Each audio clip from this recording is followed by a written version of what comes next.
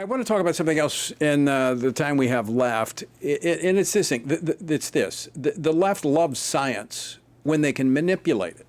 All right, since 2015, the federal government has designated nearly $10 million in taxpayer money to fund a study on the effects of puberty blockers on America's children, only to have the doctor leading the project, Dr. Olson Kennedy, refused to publish the results after finding no evidence that they improve the mental health of these children. Now, Dr. Olson Kennedy, who has a long history of inflammatory public statements on gender issues, told reporters she fears the study could be weaponized or even used in court to stop the use of gender mutilation procedures. In other words, she wants to hide the results that show these practices do not help children, but potentially harm them.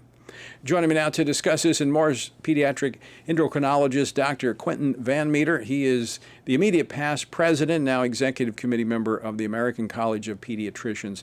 Dr. Van Meter, welcome back to Washington Watch. Always glad to be on, Tony. Thanks so much for having me. Any surprise that this $10 million study that didn't say what they wanted to say got shelved?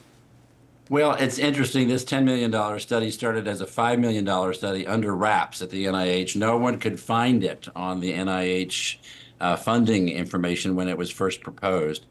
It is unlike any other study. It proposed looking at not intervening with a centralized protocol, but just gathering data from four transgender centers, Los Angeles, Chicago, Boston, and San Francisco. And they had these protocols in place for their own transgender kids, their own informed consent that the parents would sign. And what they did was just look at the data from the outcomes of this. It was not an intervention in any way that was governed centrally. There was no uniformity necessarily in all four centers. But they were given $5 million to just look at this data and look at it over time for a period initially of 5 years. So the first 2 years' data were published a year ago, and it turned out that they were touting the strong benefits of the puberty blocking and cross-sex hormones. And they said, oh, by the way, we had a couple of suicides in the treated group, and maybe 11 kids were threatening suicide. Oh, well, but we really think this is working really, really well. And that got published in the New England Journal of Medicine, of all places, a formerly reputable medical journal.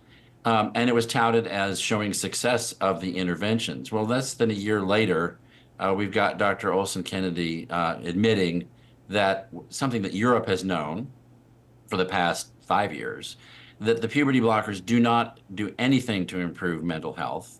As a matter of fact, the British, in their study of the Tavistock data, showed that the puberty blockers actually caused emotional detriment to the patients in a number that essentially caused that country to eliminate the puberty blockers as a therapeutic modality in kids under the age of 18, essentially like all kids for all intents and purposes.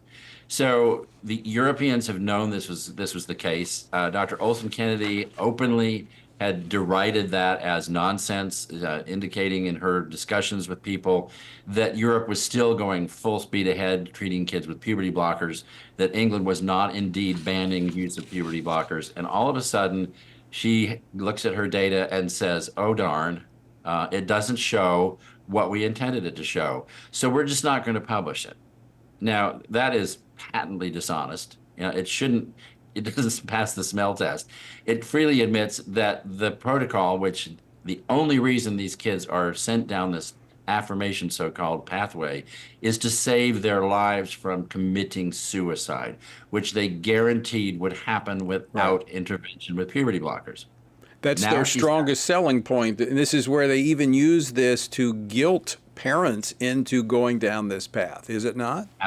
Absolutely. I saw an interview with our good friend Billboard Chris, a Canadian gentleman who goes out and talks to students on campuses, and he was approached by a young lady who was essentially had her puberty blocked by Dr. Olson Kennedy before it started or as it was just starting. She never experienced puberty on her own. She was given cross-sex hormones, and her breasts were cut off when she was 14 years of age. She's now 20. She's regretted everything. She said, I had no idea what was going to happen. It wasn't explained to me.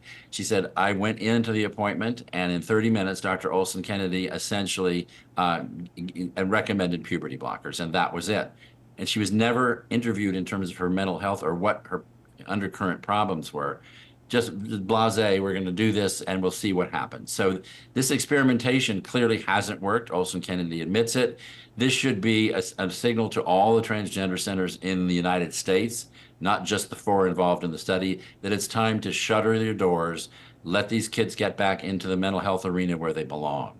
And that would be the message. I mean, part of her concern that she articulated, Dr. Van Meter, was she was afraid this would be used to enter into the debate that's taking place in state legislatures across the country. But is that not the point of science? I mean, we have, and this doesn't stand on its, the results that she's hiding they don't stand on their own, because you also have other studies that validate that. You mentioned the British. They had the case study, the Cass study, rather, Dr. Hilary Cass, a 388-page report that debunks all of the stuff that actually she points to as justification for this.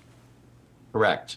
So it's what she's predicting is that she's made a mistake and people are going to hold her accountable for it. And she's afraid they're going to hold her accountable. Well, it's time that they hold her accountable. And all the people in her consortium who have been doing this to these children all these years. So this should be the turning point. This should be the tipping point of the whole issue. And if it isn't, wow, we're in a heap of trouble. Many, many more kids will be harmed irreparably. I think that's an important point, final point we'll be able to make, is that she's been doing this for 17 years. And so to acknowledge at this point that she's been misleading these children for 17 years could even open her up to legal action, to civil action as a result. I mean, that could be part of her concern. Well, I think what is it, she finally looked at the data and can't refute it. But they sort of blasé, it didn't show that, it didn't show this. All of our data mining studies and convenience samples show that it's beneficial. So we're on the right side. I mean, I firmly believe that individual, Dr. Olson Kennedy, believes that she was on the right side of history on this.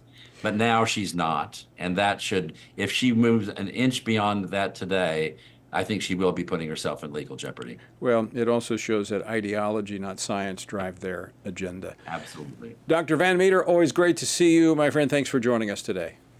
Thanks again, Tony.